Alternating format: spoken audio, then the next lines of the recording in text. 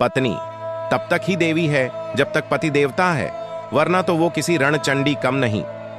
शाम के 7 बज चुके थे। आज पड़ोस वाली शालू के घर से जोर जोर से आवाजें आ रही थीं, लेकिन ये आवाज हर रोज की आवाज से अलग थी। कुछ तो अलग हो रहा था उसे घर में। बैठे बैठे बस शिमला कयास ही लगाए जा रही थी। अक्सर शालू के चिखने चिल्लाने की आवाजें आती थीं। वो अपने आप को अपने शराबी पति से बचाने के लिए आवाज से लगाती थी, जबकि पति उसे मारते हुए अपने आप को उसका देवता, भगवान जाने क्या क्या समझता था। जब शिमला से बर्दाश्त नहीं हुआ तो उसने अपने घर के बाहर निकलकर देखा तो शालू के घर के बाहर भीड़ इकट्ठी थी, जबकि सास वहां खड़े लोगों से मदद मांग रही थी। कोई तो बचाओ उसे, यहां खड़े खड़े क्या तमाशा देख रहे हो, कोई तो मेरी मदद करो। क्या हुआ अम्मा जी, काहे शोर मचा रही हो? अचानक शिमला ने पूछा।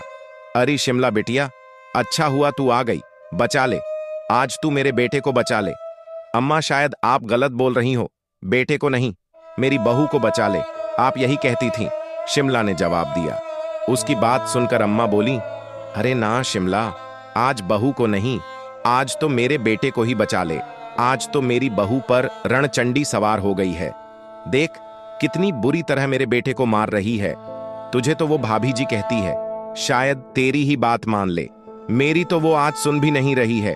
मेरी देवी जैसी बहू को आज पता नहीं क्या हो गया है।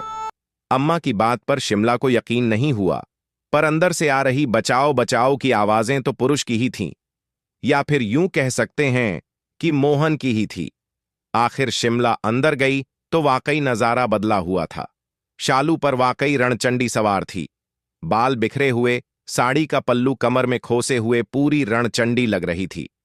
जिस लठ से पति हर रोज उसे मारता था, उसी लठ को लेकर अपने पति की अच्छी खासी धुलाई कर रही थी, और साथ ही साथ बोले जा रही थी, तू और देवता, तू तो इंसान कहलाने लायक भी नहीं है। आज तुझे ना छोड़ने वाली मैं। मेरे सीधेपन का बहुत फायदा उठाया है तूने। समझता क्या है अपने आप को? बीवी हूं तेरी, तेरे घर की नौकरानी नहीं कि तू जो अपनी मर्जी में आएगा वो करेगा। तब तक अम्मा जी शालू के सामने आकर गिड़गिड़ाते हुए बोली, अरे शालू, तू तो देवी है, अपने पति की कितनी सेवा करती है, उसके लिए कितने व्रत और उपवास करती है, उसे देवता का स्थान देती है, और तू ही आज लठ से उसे मार रही है। अम्मा जी, पत्नी देवी तब तक ही होती हैं जब तक पति देवता होता था, पर आपका ये राक्षस बेटा तो मेरी छाती पर सौतन लाकर बिठाए दे रहा है, और मैं इसे देवता मानकर पूजती रहूं। काहे अम्मा जी, हाथ पैर तोड़कर ना बिठा दूं उसे? कहती कहती शालू लठ लेकर मोहन पर वार करने लगी तो शिमला ने आकर उसे रोक लिया। अरे बस कर शालू, कितना मारेगी? देख मार मार के सुझा दिया उसको तूने। आखिर बात क्या हो गई? तेरे लिए तो तेरा पति देवता था ना, फिर आज क्यों मार रही है उसे? देवता? ये राक्षस और देवता? मैंने इस जैसे निकम्मे इंसान को भी अपना देवता माना, अपने सिर आंखों पर बिठाया। इसकी मार खाई पर हमेशा ये सोचकर चुप रह गई कि कम से कम इसके नाम का सिंदूर तो मेरी मांग में है, कम से कम मैं सुहागन तो हूं। ये मुझे कितना मारता था, फिर भी इसके परिवार को अपना मानकर हमेशा मैंने अपनी जिम्मेदारी निभाई। लेकिन ये मेरी छाती पर सौतन लेकर आ गया और लाकर उसे मेरे ही कमरे में मेरे ही बिस्तर पर बिठा दिया। ऊपर से डंके की चोट पर कह रहा है कि उससे शादी करूंगा। कहते हुए शालू की आंखों से आग बरस रही थी। आखिर गलत भी नहीं कह रही थी। कितनी बुरी तरह से मोहन मारता था उसे, पर फिर भी उसे सिर आंखों पर बिठाए रखती थी, और ये तो शिमला ने उस दिन अपनी आंखों से साक्षात देखा था। उस दिन शालू रसोई में काम कर रही थी, जबकि शिमला उसकी सास के पास बैठकर बातें कर रही थी। तभी दरवाजे पर दस्तक हुई। इस समय कौन आया होगा? काम भी नहीं करने देते हैं, हमेशा काम के समय ही कोई ना कोई आ जाता है। कहती कहती शालू ने जाकर दरवाजा खोला तो सामने मोहन खड़ा हुआ था। खड़ा क्या था, लड़खड़ा रहा था। ना आंखें पूरी तरह से खुल रही थीं और ना ही पैर जमीन पर टिक रहे थे। पूरी तरह से शराब के नशे में धुत था। उसे देखते ही शालू बोली, अरे इतनी शराब क्यों पीते हो तुम? खुद के पैरों पर भी खड़े नहीं रह पाते। तुझे क्या पता मेरे दिमाग में कितनी टेंशन है? मोहन अपनी लड़खड़ाती जबान से बोला। टेंशन तो मुझे भी होती है। राशन की टेंशन, बच्चों के स्कूल की टेंशन, घर के काम की टेंशन, सास की तबीयत की टेंशन, ऊपर से पति शराब पीता है उसकी टेंशन। तो तुम्हारी तरह क्या शराब पीकर टल्ली हो जाऊं, जो बस बहाना कर दिया कि मेरे दिमाग में कितनी टेंशन है। बड़बड़ाती हुई शालू मोहन को सहारा देकर घर में ले आई। चुप कर, कोई अपने देवता से ऐसे बात करता है? याद रख, तेरी मांग में मेरा सिंदूर है, पति हूं मैं तेरा, तेरा देवता। शालू ने चुप रहना ही ठीक समझा और मोहन को बाहर वाले पलंग पर लेटाकर वापस रसोई में आ गई और उसके लिए पानी का गिलास लेकर गई। बस यही बात मोहन ने पकड़ ली। क्यों री, मुझे बस पानी पिलाएगी तू? आदमी बाहर से कमाकर थका हारा घर में आया है तो बजाय उसे खाना खिलाने के पानी पिला रही है तू। कहते कहते मोहन ने उसके हाथ से पानी का गिलास लिया और जोर से जमीन पर फेंक दिया।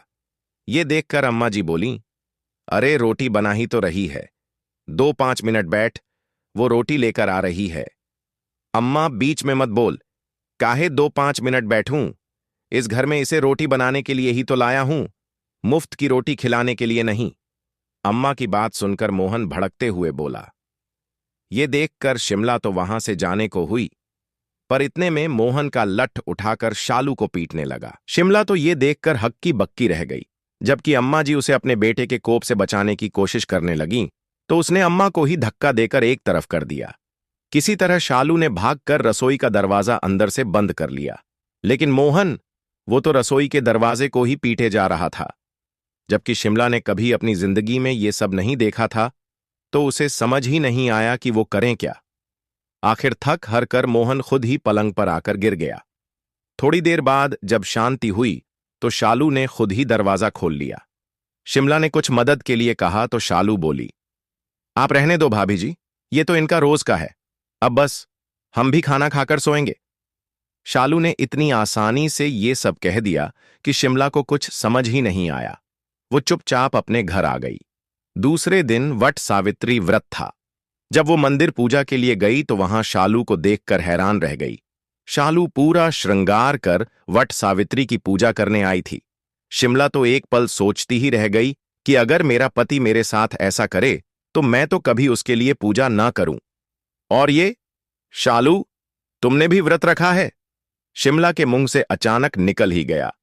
हां भाभी जी, आखिर मैं भी सुहागन हूं, मैं भी तो अपने पति की लंबी उम्र के लिए व्रत रखूंगी। पर कल तो उसने, कहते कहते शिमला चुप हो गई।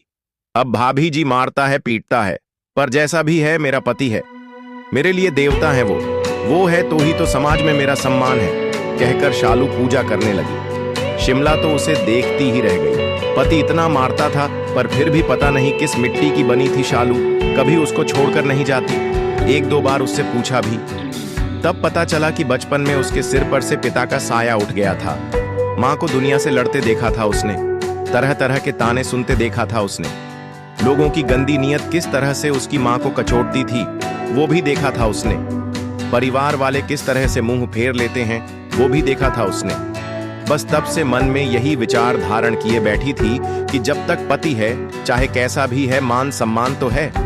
आपकी मांग में सिंदूर है तो किसी की बुरी नजर आपको नहीं कचोटेगी। बस इसीलिए अपने पति को देवता मानती थी।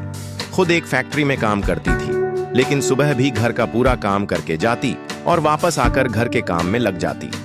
अम्मा जी से जितनी मदद होती वो कर देती। शादी के 5 साल हो गए थे। 1-2 साल का बेटा भी था, जो अक्सर ये सब तमाशा देखकर डरा सहमा सा रहता था। पर मोहन इस तरह से करेगा, किसी को यकीन नहीं हुआ। शालू के लिए सौतन लेकर आ गया। इतने में अम्मा जी बोली, क्या सोचकर लाया रे तू उस लड़की को इस घर में? याद रख, अगर तूने उससे शादी की तो तेरा इस घर से दाना पानी उठ जाएगा। काहे अम्मा, वो मुझे पसंद है, मैं तो उसे ही शादी करूंगा। मोहन बेशर्मों की तरह बोल पर अब की बार शालू से पहले अम्मा बोली, कर, बिल्कुल कर, पर आज के बाद तू मेरा बेटा नहीं और इस मकान पर तेरा हक नहीं। अम्मा, तू मुझे मेरे ही घर से निकल रही है। मोहन हैरान होते हुए बोला, अरे तेरा काहे का घर? ये घर तो तेरे बाप ने खरीदा था, इसलिए इस पर मेरा हक है। अब तुझ जैसे फकीर के साथ वो शादी करना चाहती है तो कर, मैं अपनी बहू के साथ रह लूंगी। जा निकल यहां से।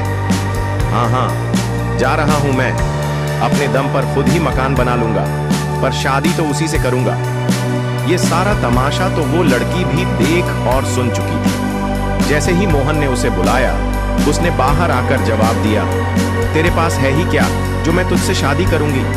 महीने का 20,000 रुपए कमाता है, अब ना तेरे पास कोई प्रॉपर्टी ना कुछ, मुझे अपनी जिंदगी बर्बाद थोड़ी ना करनी है, मुझे तो माफ कर।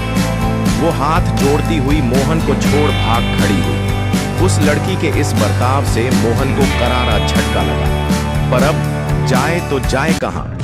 उसने पलटकर शालू की तरफ देखा तो शालू ने कहा, ना, अब मुझे देवी बनने का शौक नहीं है, तुम्हें इस घर में रहना है तो इज्जत से रहो।